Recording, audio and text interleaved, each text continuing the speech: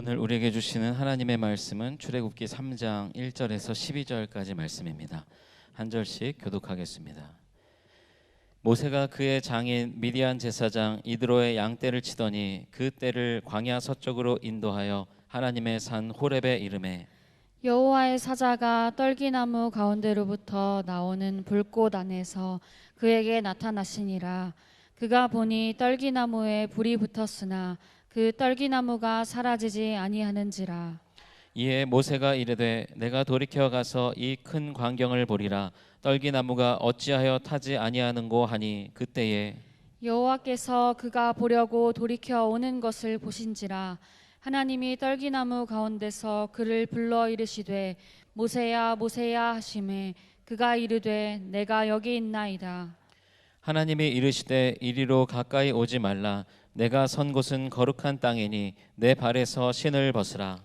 또 이르시되 나는 내 조상의 하나님이니 아브라함의 하나님 이삭의 하나님 야곱의 하나님이니라. 모세가 하나님 배웁기를 두려워하여 얼굴을 가리매 여호와께서 이르시되 내가 애굽에 있는 내 백성의 고통을 분명히 보고 그들이 그들의 감독자로 말미암아 부르짖음을 듣고 그 근심을 알고 내가 내려가서 그들을 애굽인의 손에서 건져내고 그들을 그 땅에서 인도하여 아름답고 광대한 땅 젖과 꿀이 흐르는 땅 곧 가나안 족속 헷 족속 아모리 족속 브리스 족속 히위 족속 여부스 족속의 지방에 데려가려 하노라. 이제 가라. 이스라엘 자손의 부르짖음이 내게 달하고 애굽 사람이 그들을 괴롭히는 학대도 내가 보았으니 이제 내가 너를 바로에게 보내어 너에게 내 백성 이스라엘 자손을 애굽에서 인도하여 내게 하리라. 모세가 하나님께 아뢰되 내가 누구이기에 바로에게 가며 이스라엘 자손을 애굽에서 인도하여 내리이까. 하나님이 이르시되 내가 반드시 너와 함께 있으리라. 내가 그 백성을 애굽에서 인도하여 낸 후에 너희가 이 산에서 하나님을 섬기리니 이것이 내가 너를 보낸 증거니라. 아멘. 네, 우리 메시아 찬양대 앙상블의 귀한 찬양 감사를 드립니다. 오늘 찬양도 또 헌금성도 또 기도도 참으로 하나님께서 우리의 마음을 먼저 이렇게 어루만져 주신다 하는 그런 생각이 많이 들어요. 그런 생각이 들었습니다. 여러분, 눈물이 강단에서 그치지 않으면요, 하나님께서 그 강단을 통해서 역사하신다 이렇게 믿습니다. 여러분, 우리는요 직장이 아니잖아요. 회사가 아니지 않습니까? 회사나 직장에서는 열받아가지고 눈물 흘릴 수 있지만, 그러나 하나님의 전인이 강단에서는요 받은 은혜에 너무나 감사하고 또 받을 은혜가 너무나 감사하기 때문에 그 벅찬 마음으로 우리가 눈물 흘리고 기도하는 것 아니겠습니까? 여러분, 저는 우리 중앙교회의 이 강단에서 늘 언제나 하나님을 부르면서 흘리는 눈물이 그치지 않기를 주님의 이름으로 소원합니다. 저도 그렇고 여러분도 그렇고 우리의 삶 가운데에서 늘 하나님의 이름을 부르고 찬송하며 여러분, 우리가 눈물을 흘릴 수 있다면 하나님께서는요 우리의 그 눈물을 사용해 주시리라고 믿습니다. 그와 같은 주님께서 쓰시는 귀한 교회와 성도들 되시기를 주님의 이름으로 축복합니다. 말씀을 전하기 앞서서 좀 몇 가지 말씀을 드릴게요. 어제는요 우리 선교부 주관으로 우리 관광고등학교에 가가지고 이 바리스타 체험하고 빵 만드는 체험을 했습니다. 저도 지난 해에는 머핀을 만들었고요. 어제는 깨찰빵이라고 혹시 아실지 모르겠는데 그 빵을 만들었어요. 막 반죽은 기계가 있지만 손으로 이렇게 반죽해가지고 모양을 만들고 그것을 오븐에 넣어가지고 기다리니까 조그맸던 반죽이요 커다랗게 부풀어 오르면서 아주 먹음직스러운 빵으로 바뀌더라고요. 그 모습을 지켜보는 것만으로도 굉장히 즐겁고 기뻤습니다. 맛은요 끝내줬습니다. 네, 저희 아이들 갖다 주니까 이거 정말 아빠가 만들었어? 하면서 너무 맛있게 먹는 거예요. 또 그 모습을 보는 것도 굉장히 큰 즐거움이었어요. 바리스타 하시는 분들은 굉장히 아주 그 격조 있게 커피도 내리시고 또 간식도 나누면서 즐거운 시간들을 보냈는데, 이제 해마다 이렇게 학교와 같이 연합해서 좋은 그런 프로그램들을 많이 진행할 건데요. 여러분들 많이 참석해 주시고 또 학교를 위해서 또 학생들을 위해서 여러분 계속해서 기도해 주시기를 바랍니다. 오늘 오후 예배는 지난주에 이어서 두 번째로 우리 아름다운 관계 세미나, 지난주에는 경청에 대한 이야기를 나눴고요. 아마 오늘은 공감에 대한 그런 이야기를 나눌 텐데, 지난주에 굉장히 많은 분들이 참석을 해 주셨어요. 오늘도 식사하시고 또 참석하셔서 또 권진숙 교수님의 그 말씀을 통해서 여러분들 또 삶의 위로도 되시고 또 삶의 지혜도 얻으시기를 바랍니다. 가장 중요한 광고 하나 더 드리겠습니다. 이제 우리가 배학교회와의 통합을 진행하면서 특별히 이제 교회 학교는 지난 1월부터 함께 예배를 드렸고요. 저희 어른들은 이제 7월 둘째 주부터 오후 예배를 통합해서 예배를 드리려고 합니다. 제가 기도하는 가운데 이와 같은 변화의 때에 우리 중앙교회의 예배가 하나님 보시기에 미쁘신 예배들로 하나하나 이렇게 자리 잡으면 좋겠다 하는 그런 생각과 또 하나님께서 주시는 감동이 있었습니다. 그래서 이제 7월 둘째 주에 그 변화의 시점에 우리 전체적인 예배 포맷을 좀 이렇게 그동안에 하고 싶었던 또 필요한 예배 포맷으로 바꿔야 되겠다 하는 그런 생각을 했습니다. 그래서 기획위원회에서 또 TF팀에서 의논하고 지난 임원회 때 또 이야기를 나눴는데요. 그래서 7월 둘째 주부터는 이제 일부 예배, 9시 예배는 성찬이 있는 예배로 드립니다. 그래서 매주 성찬식을 9시 예배 때는 성찬식을 거행하면서 성찬으로 예배 드리기를 원하시는 분들은 이제 9시 예배에 참여하시면 되겠고요. 11시 예배는 지금 우리 본래대로 이 모습 그대로 전통 예배, 어른들을 위한 예배의 포맷으로 드리게 되고, 이제 오후 예배는요, 오후 예배라고 하지 않고 3부 예배 이렇게 해가지고 젊은이 예배로 좀 찬양과 기도 또 현대적인 그런 예배로 드리려고 합니다. 여러분, 예배가 바로 서야 하나님께서 기뻐하시는 예배를 드리는 것이 가장 교회의 기본이고 틀이라고 생각이 됩니다. 이와 같은 변화의 때에 여러분 특별히 이제 우리 중앙교회가 하나님께서 기뻐하시는 예배 드리는 교회로 다시금 새로워지고 거듭나는 기회가 되면 좋겠고요. 특별히 이제 3부 예배, 젊은이 예배 때에도 여러분 조금 불편하시고 조금 이제까지 드렸던 예배와 맞지 않아서 좀 거북한 부분들도 있을 거예요. 분명히 그걸 왜 모르겠습니까?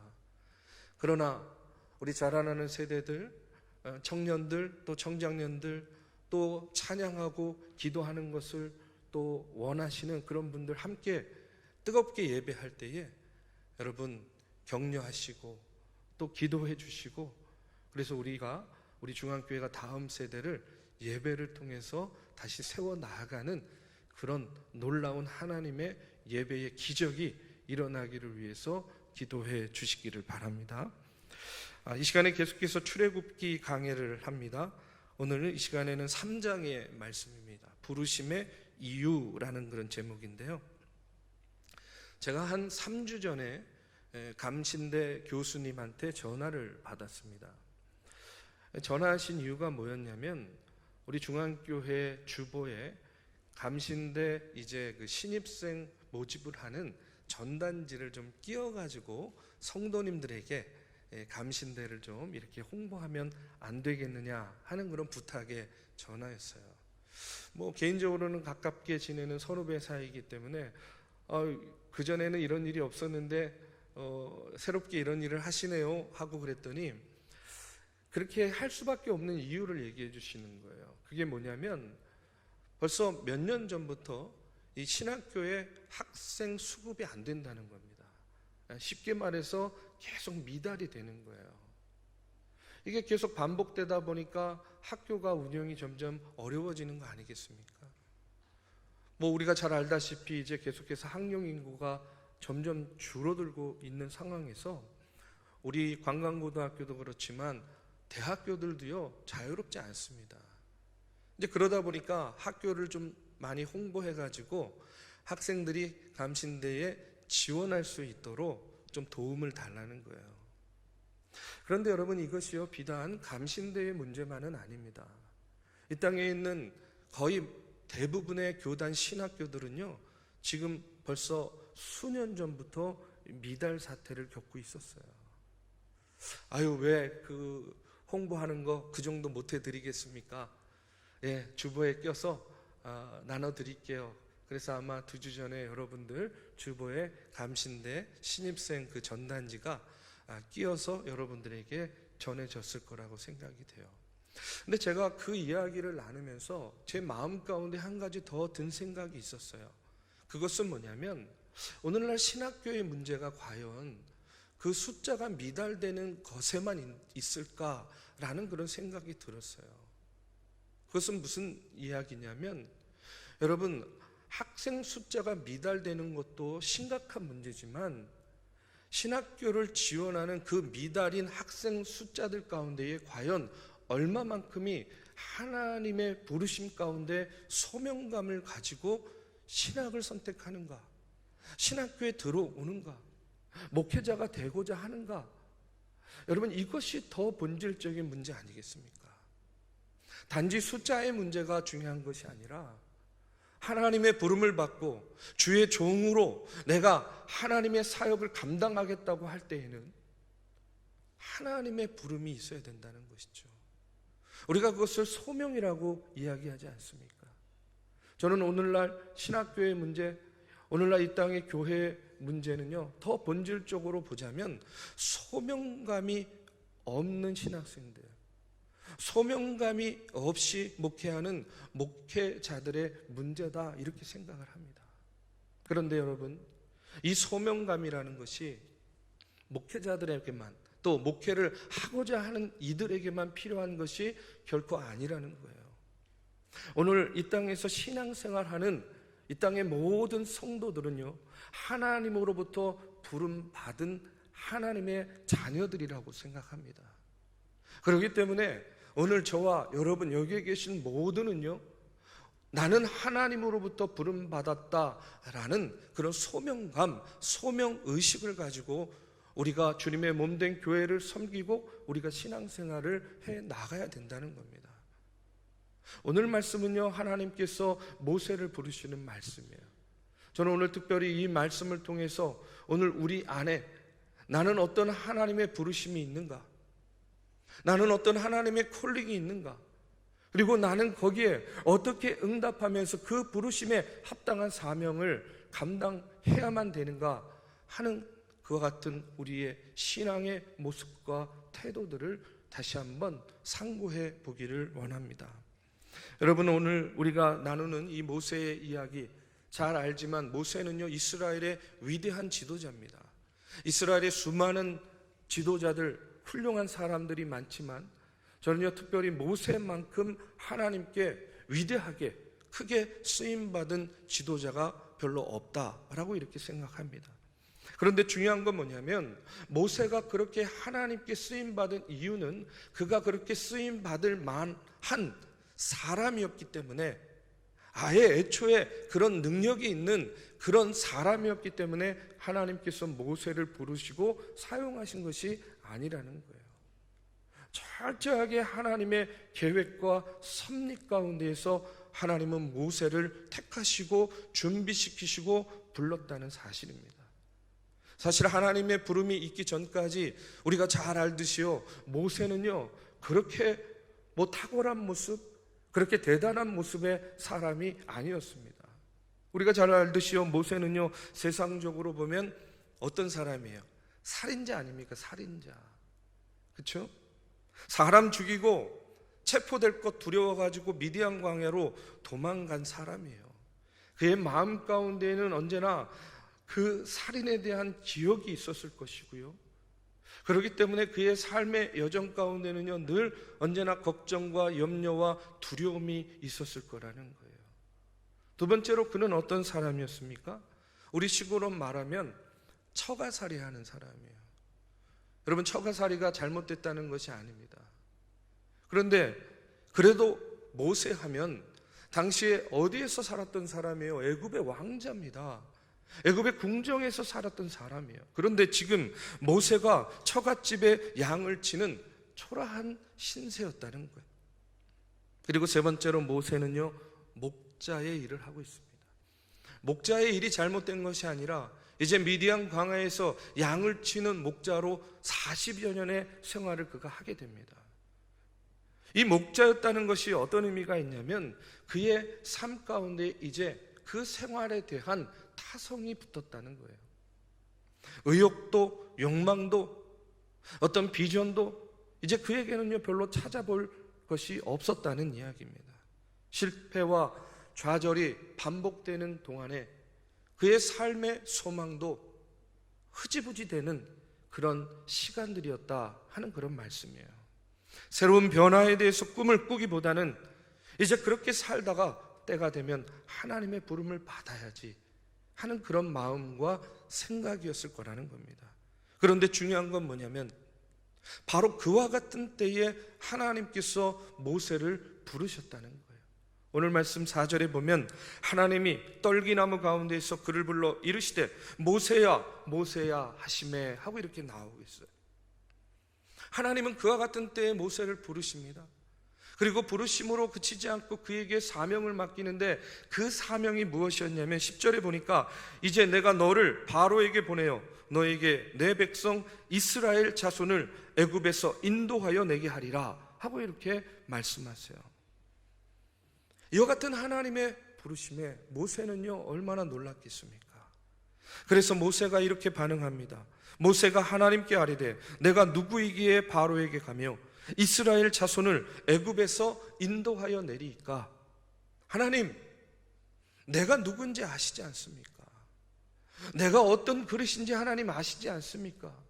하나님, 나는 형편없는 사람입니다. 나는 살인자입니다. 나는 도망자입니다. 나는 이 처량한 신세, 처량한 꼴로 이 미디안 광야에서 40년 동안 그저 양이나 치고 살았던 그런 목자였습니다.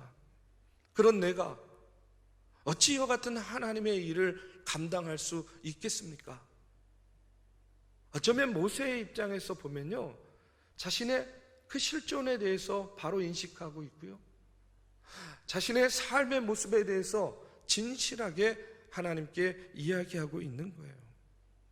그런데 여러분, 이와 같은 하나님의 부르심과 모세의 응답을 통해서 우리가 분명히 깨달아야 될 것이 있어요. 그것이 뭐냐면 여러분, 모세가 하나님께 무언가를 아뢰는 것이 아니라는 거예요. 모세가 하나님의 부르심 이전에 하나님께 기도하면서 하나님, 이 백성 제발 좀 구해 주세요. 하나님, 나로 하여금 하나님의 위대한 일을 하게 해 주세요. 내가 지도자가 되게 해 주세요. 내 인생에 보람 있는 일 좀 하게 해 주세요. 모세가 하나님께 그렇게 아뢰고 원했던 것이 결코 아니라는 거예요. 중요한 것은 뭐냐면 이 부르심의 과정을 보면 철저하게 하나님께서 강권적으로 역사하시고 모세는 단지 그 하나님의 손에 이끌려서 쓰임받았다는 그런 사실입니다. 쉽게 말하면 이런 거예요. 하나님의 구원의 큰 그 계획과 섭리와 경륜 속에서 모세는요 그냥 하나님께 고용된 사람이었다는 거예요.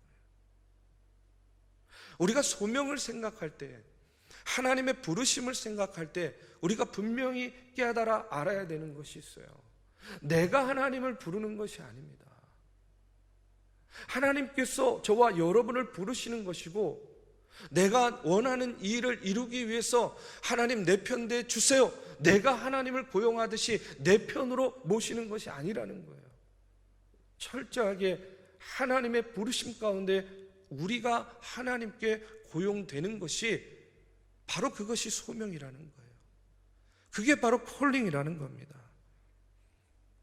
저와 여러분, 우리는요 하나님의 부름받은 존재들이에요. 하나님의 부름 가운데 이 자리에 있는 겁니다. 하나님의 부름 가운데 구원받은 백성이 된 것이고요, 그 부름 가운데에 하나님께서 각자의 달란트대로 은사대로 주신 그 사명의 자리에서 우리는 그 사명을 감당하고 있는 것뿐이라는 사실입니다. 여러분, 모세가 부른 것이 아니에요. 내가 부르는 것이 아닙니다. 하나님께서 강권적으로 부르시고 역사하셔서 그 모세를 세우셨다.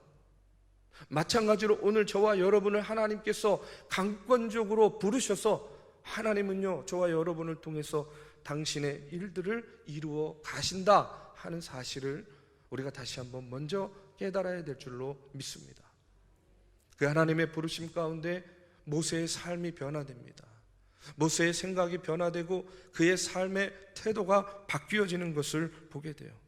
하나님께 부름받는 그 순간에 그는 전혀 새로운 인간으로 다시 거듭나게 되는 것입니다. 우리가 잘 알듯이 모세는요 태어나는 그 순간부터 하나님의 특별한 섭리가 있었어요. 갈대 상자에 뉘어져서 이 나일강에 띄워집니다. 그것이 바로의 딸 앞에 이르게 되고요, 그를 통해서 물에서 건짐을 받게 되고 40년 동안이나 애굽의 궁전에서 자라게 되죠. 그 모든 일이 결코 우연이 아니라는 거예요. 거기에는 하나님의 계획과 하나님의 섭리가 있다는 겁니다. 그리고 그곳에서 모세는요 애굽의 모든 문물들을 공부합니다. 그리고 그는요 지도자로, 정치가로, 그리고 학자로 훈련받는 시간을 갖게 되죠. 그렇게 애굽에서 훈련받는 그 애굽의 삶이 그냥 되어진 것이 아니라는 거예요. 하나님의 계획과 섭리 가운데에 그를 훈련시켰다는 겁니다. 하나님께서 모세를 쓰시기 위해서 아주 진작부터 그 교육 과정을요 마련해 놓으시고, 저는요 그렇게 모세를 훈련시키시고 교육시키시고 다듬어 가시면서 준비시키셨다, 저는 그렇게 믿어요. 그런데 이후에 어떤 일이 벌어집니까? 이제 광야로 내쫓기게 되고요, 양을 치는 목자의 삶을 살게 돼요. 그러면서 모세는 그야말로 죽여지고 꺾여지고 찢겨지고 코가 땅에 닿도록 이제 겸손한 삶을 살게 되는 것이죠. 완전히 자기 자신을 내려놓는 그와 같은 체험을 그는 그 광야 생활에서 미리 하게 됩니다. 이제 모세는 양을 치는 목자로 양을 사랑하면서 양과 함께 평범하게 살아가는 것 같아요. 그런데 여러분, 중동의 격언 중에 이런 말이 있습니다. 양을 쳐본 경험이 없는 사람은 지도자가 될 수 없다 하는 그런 격언이 있어요. 양을 쳐본 경험이 없는 사람은 지도자가 될 수 없다는 거예요. 왜 이런 말이 생겼습니까? 미련한 양을 치면서 많이 생각하게 되는 거예요. 인내하게 되는 겁니다. 노력하게 되는 거예요. 그리고 사랑을 배우는 겁니다. 그러면서 어떻게 되는 겁니까? 지도자가 되어져 간다는 거죠. 그를 미디안 광야에 보내서 40년 동안 양을 치게 하신 것도 하나님께서 그로 하여금 지도자가 되게 하는 그런 수업의 과정이었다는 사실입니다. 여러분, 중요한 것은 이제 모세는 하나님의 부름을 받습니다. 하나님의 부름을 받았다는 것은 하나님을 만났다는 것을 의미하는 것이죠. 하나님과 만나는 바로 그 순간에 모세는 이제 새로운 삶의 의미가 그의 삶 가운데에 이루어지는 것을 보게 돼요. 그리고 하나님께서 모세를 부르시면서 명령하시고 그 다음에 약속하시는 것을 보게 됩니다. 하나님이 모세를 부르시고 처음으로 하신 명령이 뭐냐면 내 발에서 신을 벗으라 하는 그런 명령이었어요. 내 발에서 신을 벗으라. 하나님이 이르시되 이리로 가까이 오지 말라. 내가 선 곳은 거룩한 땅이니 내 발에서 신을 벗으라. 여러분, 이 신을 벗으라는 이 말씀이 어떤 의미가 있느냐? 저는 이렇게 말씀드리고 싶어요. 이 신을 벗으라는 명령은 과거의 모든 것으로부터 완전히 벗어나야 된다 하는 것을 의미합니다. 여러분, 우리가 귀한 분 만나면 모자 쓰고 있어도 모자를 벗고 예를 표하잖아요. 마찬가지로 이스라엘 사람들은요, 귀한 장소에 가면 신발을 벗습니다. 먼지가 심한 길을 다녀서 신발이 더럽기도 하지만 여기에는 깊은 의미가 있는 거예요. 그것이 무엇이라고요? 신을 벗는다 하는 의미는 과거와의 단절을 의미한다는 겁니다. 이제 과거와는 관계를 끊겠다 하는 그런 말이에요. 왜 하나님께서 모세를 부르시고 내 신을 벗으라, 과거와의 관계를 청산하라 이렇게 먼저 명령하셨을까? 저는 이렇게 생각합니다. 앞서도 이야기했지만 그 광야 40년 동안에 양치기의 삶을 살면서 그의 가운데 자기도 모르게 안일함이 있었을 거예요. 그냥 그 생활에 안주하고자 하는 그 같은 마음이 있었을 거라는 겁니다. 타성에 젖어 있는 거예요. 제발 나 좀 괴롭히지 마. 제발 나 좀 건드리지 마. 그냥 이대로 살다 이대로 하나님께 갈게 하는 그런 심정이었을 거라는 겁니다. 간혹 아이들 키우다 보면요, 이런 경우 있습니다. 뭐 감기가 들거나 체해가지고 병치레 며칠 하게 돼요. 그러면 이제 누워가지고요, 뭐 별의별 심부름 다 시킵니다. 저희 아이들도 뭐 아빠 물 좀 갖다 줘, 뭐 아빠 밥도 갖다 줘, 뭐 별의별 심부름 다 시키는데 이제 며칠 지나고 이렇게 보면은 다 나은 것 같아요. 방에서 지내는 거 보면은 다 나은 것 같이 지내는데 방문만 열고 들어가면 아이고 아이고 아파 막 이렇게 이제 꾀병을 부리는 것을 보게 되죠. 아프면 부모님이 잘해주니까, 그렇죠? 응석도 다 받아주고 웬만한 요구도 다 들어주니까 다 나았는데도 그 병상을 떨치고 일어나는 것이 쉬운 것이 아닌 거예요. 그런데 아이든 어른이든 그렇다고 생각합니다. 우리가 타성에 젖게 되면 참 그 타성의 자리에서 다시 일어서기가 힘들다는 거예요. 왜요? 편하니까요. 그것이 불편하지 않으니까요. 오히려 변화가 일어나는 것이 불편한 것이 되는 것이고 변화의 때가 꺼려지는 겁니다. 모세의 경우도 아마 그랬을 것 같아요. 아니, 내 나이 80인데, 내 나이 40도 아니고 내 나이 80인데 이제 와서 새삼스럽게 어디를 가라는 말입니까? 아니, 내 나이 80인데 내가 인도함 받아도 모자랄 판에 도대체 누구를 인도하고 누구를 건져내라는 말입니까? 그냥 이대로 가만 내버려 두시면 안 되겠습니까?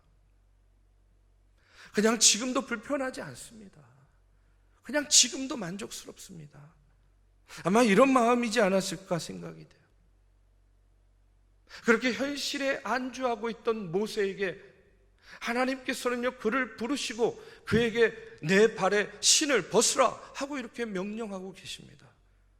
너의 모든 과거, 너의 그 모든 과거의 잘못된 것들로부터 완전히 결벌하고 벗어나서 내 발에 신을 벗고 일어서라 하고 하나님은 모세에게 명령하고 계신다는 거예요. 오늘 하나님은요, 우리를 부르시고 우리에게도 그와 같이 명령하시는 줄로 믿습니다. 오늘도 우리가 벗어야 될 신이 있어요. 우리에게도 벗어야 될 신이 있다는 겁니다. 오늘 내가 어디에 안주하고 있습니까? 오늘 우리가 어떤 변화를 두려워하고 있습니까? 여러분, 오늘 하나님의 음성을 들으시기를 바랍니다. 모세야, 모세야, 그곳은 거룩한 곳이니 내 발에 신을 벗으라. 오늘 이 말씀이요, 잠자고 있는 우리의 마음과 심령을 다시 한번 일깨우고 일으켜 세우는 하나님의 말씀이 되기를 주님의 이름으로 축복합니다. 두 번째로 하나님은 또 이와 같이 명령합니다. 가라는 거예요. 가라, 이제 가라 하고 모세에게 명령하고 있습니다. 10절에 보니까 이제 내가 너를 바로에게 보내어 너에게 내 백성 이스라엘 자손을 애굽에서 인도하여 내게 하리라. 바로에게 가서 내 백성을 인도하여 내라. 여러분, 모세가요, 이 명령 받았을 때 얼마나 깝깝했겠습니까? 모세가 이렇게 반응합니다. 하나님께 아뢰되 내가 누구이기에 바로에게 가며 이스라엘 자손을 애굽에서 인도하여 내리까? 아니 가서 건져내라 하시니 나는 아무것도 가진 것이 없습니다. 나는 그런 능력이 없습니다. 누가 나를 믿겠습니까? 그리고 하필 애굽의 바로 앞에 다시 가라니요. 얼마나 그 마음 가운데 갑갑함이 있겠어요. 그런데 하나님께서 왜 그걸 모르겠습니까? 그럼에도 불구하고 하나님께서 모세에게 이제 가라 하고 일방적으로 명령하시는 거예요. 일방적으로 명령했다는 것은요, 무엇을 기대하는 겁니까? 절대적인 순종을 기대하는 거예요. 그러니까 모세는요, 가야만 되는 거예요. 너에게 아무 능력도 없지만 내가 너와 함께 할 것이니까 너는 나를 믿고 가라. 하나님은 지금 모세에게 절대적인 순종을 요구합니다. 12절에 보니까 하나님이 이르시되 내가 반드시 너와 함께 있으리라. 내가 그 백성을 애굽에서 인도하여 낸 후에 너희가 이 산에서 하나님을 섬기리니 이것이 내가 너를 보낸 증거니라. 이렇게 말씀하고 계세요. 자, 모세를 하나님이 찍어서 부르셨습니다. 하나님의 마음 가운데는요, 모세를요 바꿀 생각이 전혀 없는 거예요.